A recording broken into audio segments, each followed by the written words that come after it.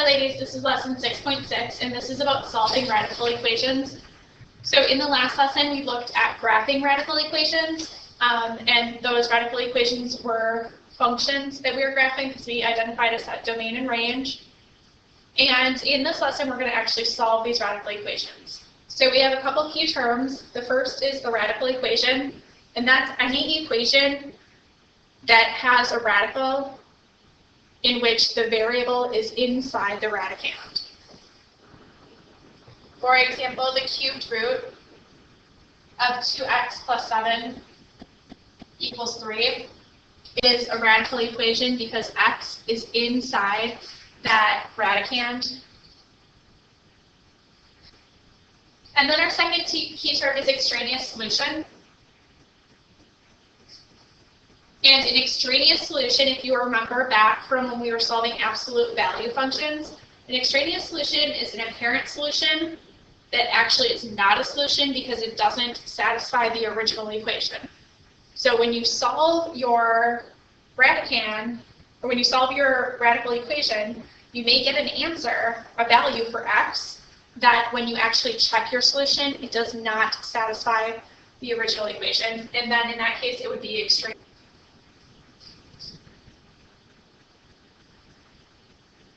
So on the first page of your note sheets here, you can see that you have a key concept, and that's solving radical equations, the how-to steps for that.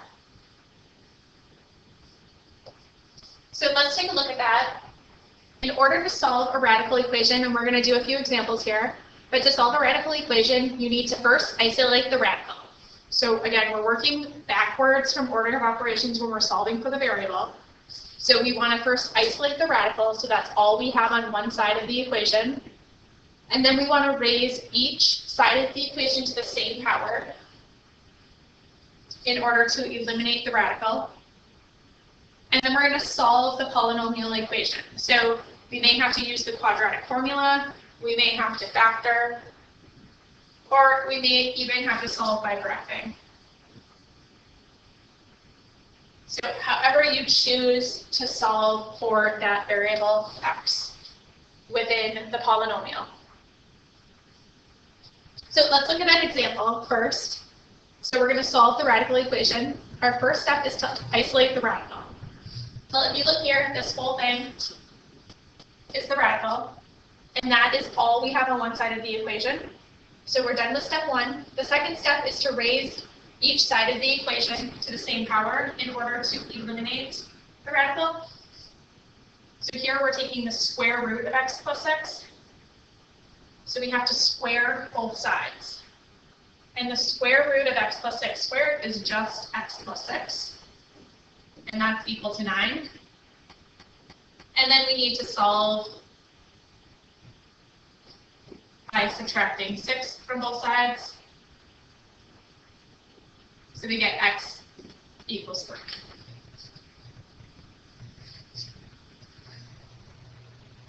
So try the second one on your own. You can pause the video while you work and unpause for the solution.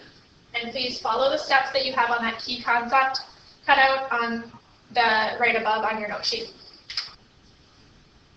So the first step again is to isolate your radicals. We're going to subtract 1 from both sides and then take both sides to the third power, so we're going to cube both sides. And then we're going to add 5 to both sides of the equation in order to isolate our variable. And our solution is x equals 3. Now in this next example, we're going to solve an equation with a rational exponent. So right now, the left side of the equation is being raised to the 2/3 power. We want to get rid of that rational exponent. So right now we have 3x plus 4 to the 2/3 power. If we raise each side to the reciprocal,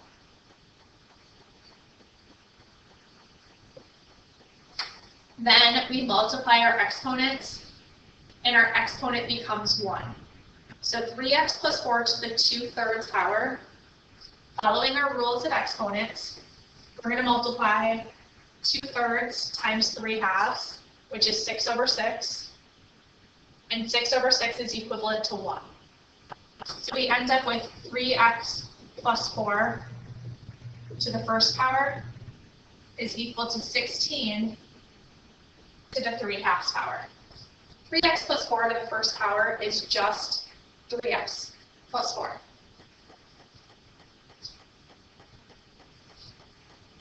So 3x plus 4 is equal to the square root of 16 cubed.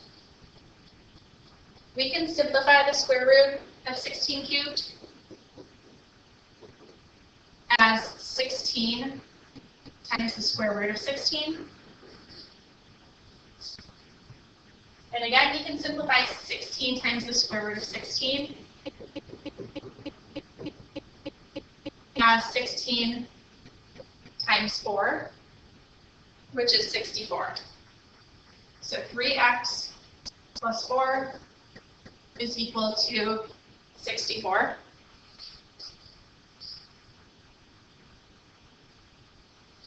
And then to solve for x, we need to eliminate or isolate our variables. We're going to subtract 4 from both sides.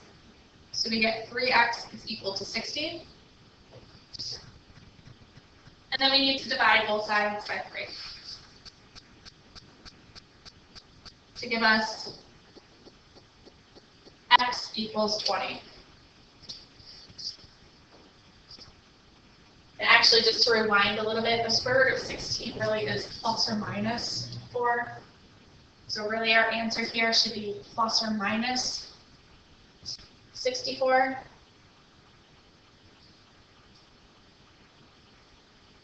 So if it was positive 64, our answer would be x equals 20.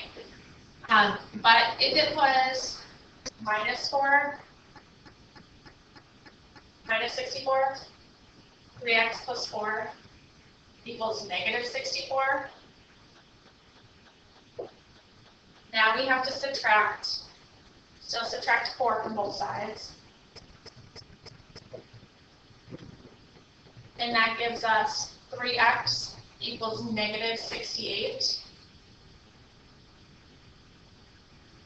And we would divide both sides by 3.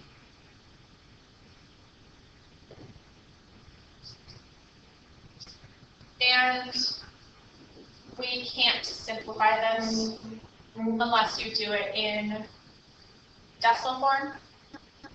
So x equals 20, or x equals negative 68/3. Those are your two possible solutions.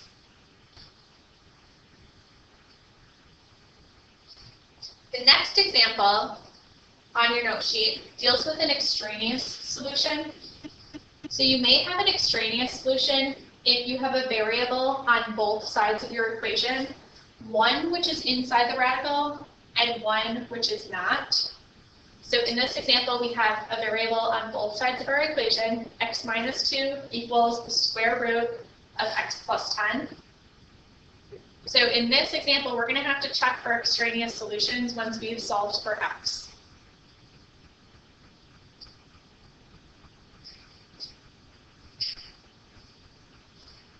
So if we look at this left side of the equation, just thinking about this, we're looking at functions here. So we're taking the square root of a number, and we call that the principal square root.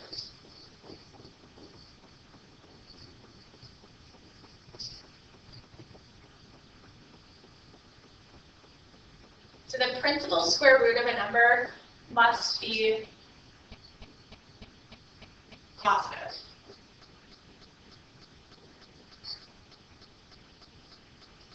So if you remember from the last lesson when we started graphing these functions, these radical functions, we couldn't have x plus 10 equals positive or negative a number. It could only be positive because we can't have two outputs for a single input if we have a variable inside the radical. Okay, so x minus 2, this must be positive. And we're going to use this bit of information when it comes time to check for extraneous solutions. But again, since we're looking at principal square roots, x minus 2 has to be positive. So in order to solve for this equation, we need to square both sides of our equation. So we have x minus 2 squared equals x plus 10.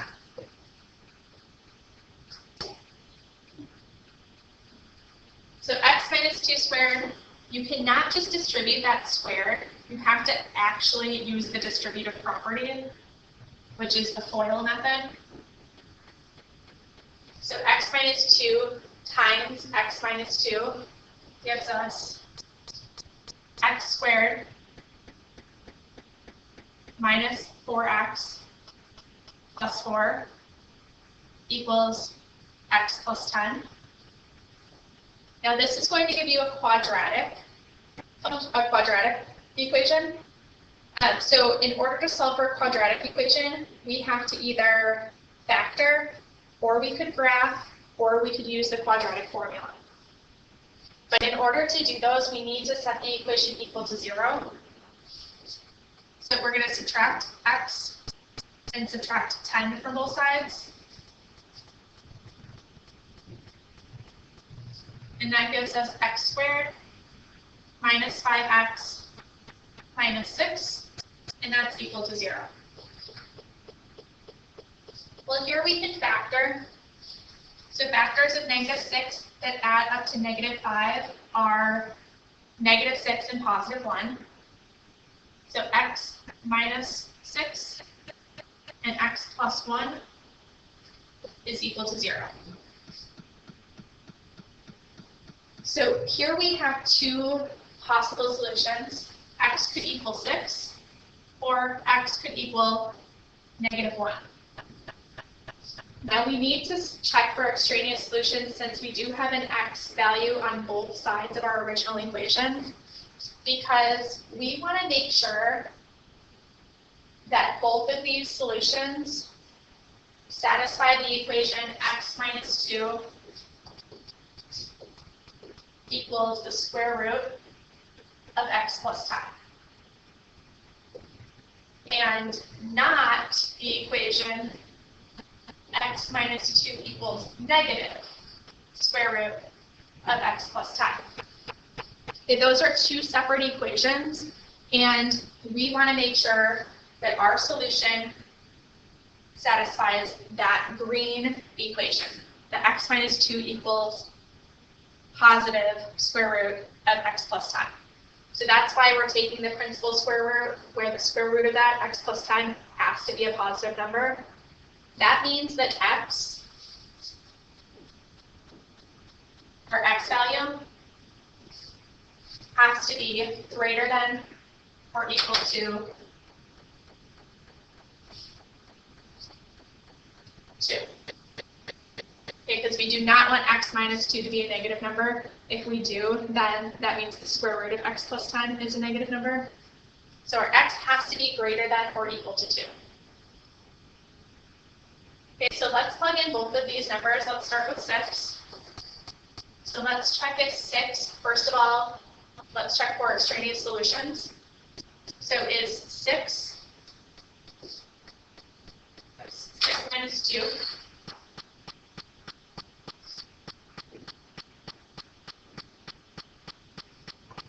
equal to the square root of 6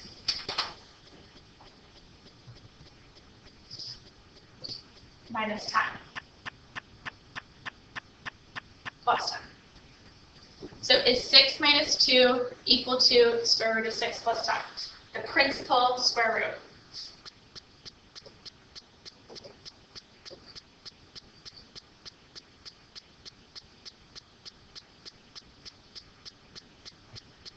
So 6 minus 2 is 4, and that's equal to the square root of 16. So that works. Now let's check where x is negative 1. So if x is -1, we're looking at -1 minus 2 equals the square root of -1 plus 10. And that gives us -3 equals the square root of 9. Now again, since we're looking for the principal square root, we're looking for the square root of 9 to be a positive number. So that one is not true, because that -3, that satisfies the equation x minus 2 equals the negative square root of -1 plus 10. So -3 equals the negative square root of 9. Okay, so we want to make sure that it satisfies our original equation and not the opposite square root of our original equation. So x minus 1 is extraneous.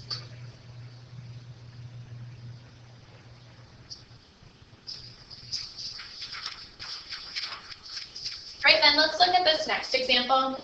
And this next example you can do a couple different ways. But this is solving an equation with 2 radicals. And when you're solving an equation with 2 radicals, one on each side of the equation, first of all, it's important to check for extraneous solutions because you have an x value on both sides of the equation. So we'll for sure have to check for extraneous solutions at the end. And there's 2 ways to do it. First, algebraically, so we'll walk through the steps algebraically. And the second way to do it is by graphing.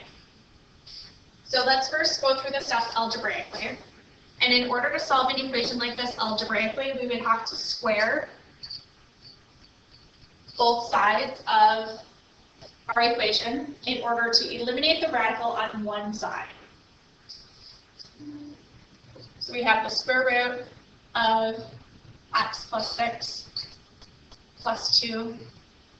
And actually, I'm going to write that out so that we can see the whole thing.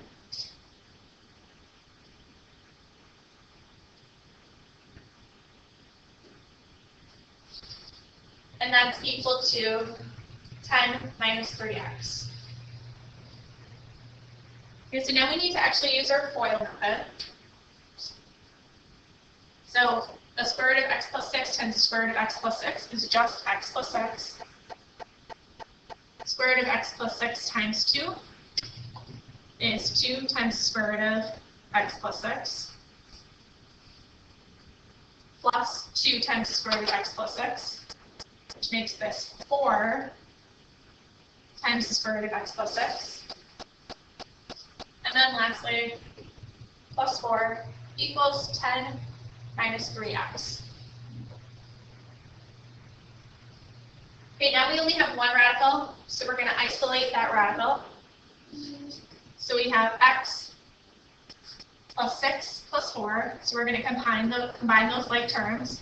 So x plus 10 plus 4 times the square root of x plus 6 equals 10 minus 3x.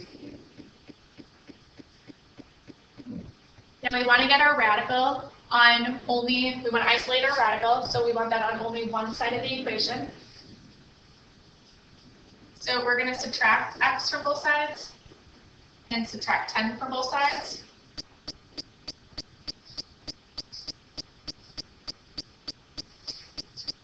And when we do that, we get 4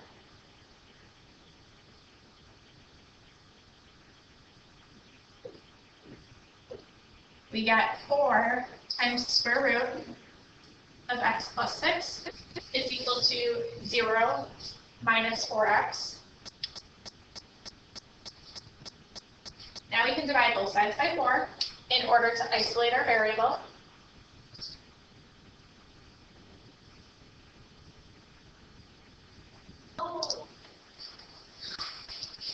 I apologize because I paused the video and I forgot to press record again, so I don't quite remember where I left off without having to actually rewatch it. So I'm just going to walk through the steps here. So solve an equation with 2 radicals. So first we're going to do this algebraically, and then we'll go through how to do this on your calculator by graphing.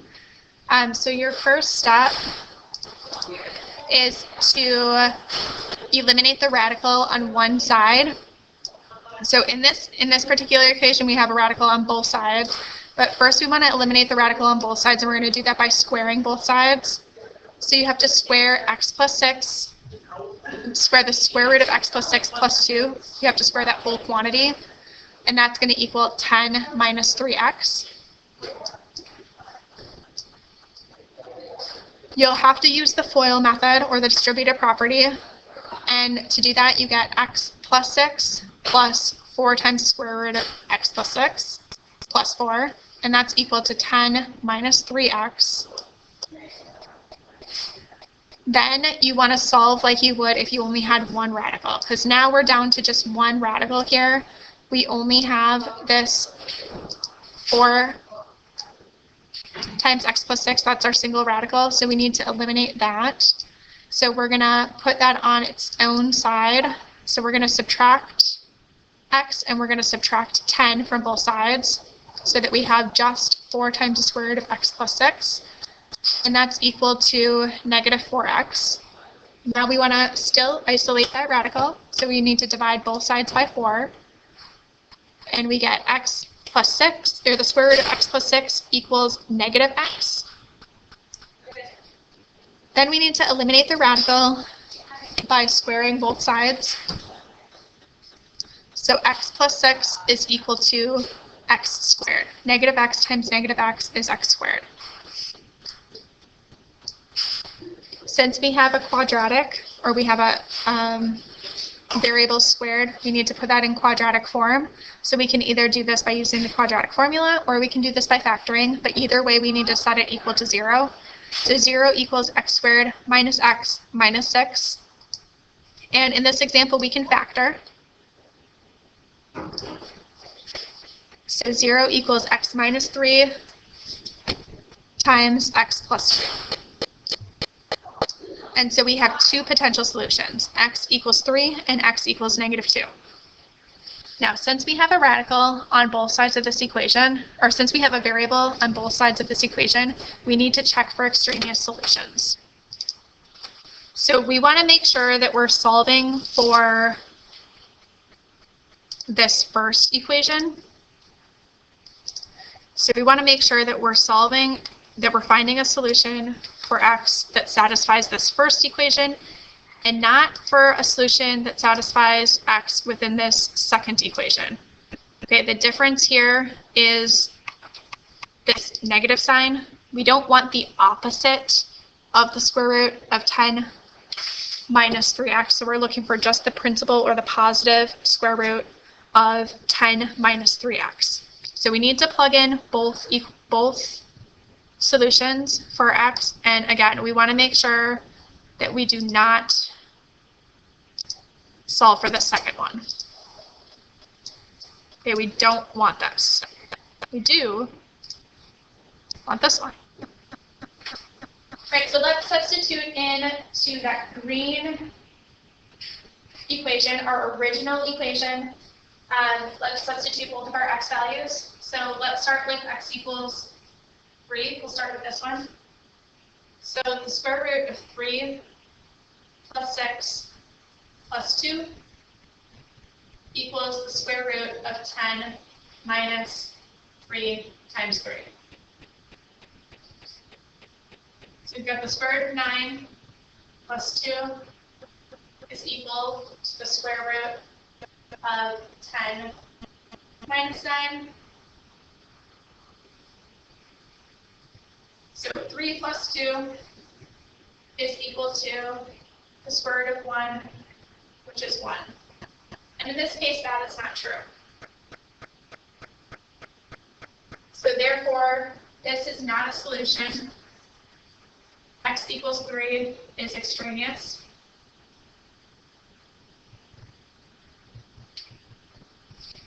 Okay, now let's look at the second solution, where x equals negative 2. So here we're going to look at, still using this equation, the square root of negative 2 plus 6 plus 2 equals the square root of 10 minus 3 times negative 2. So the square root of -2 plus 6 is the square root of 4, which is 2. So 2 plus 2 equals the square root of 10 plus 6, which is 16. And 4 equals 4. So x equals -2 is the solution.